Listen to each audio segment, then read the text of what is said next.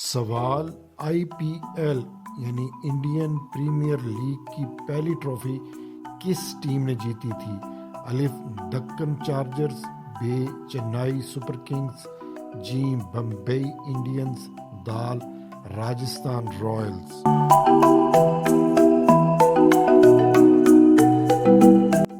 जवाब ऑप्शन दाल राजस्थान रॉयल्स।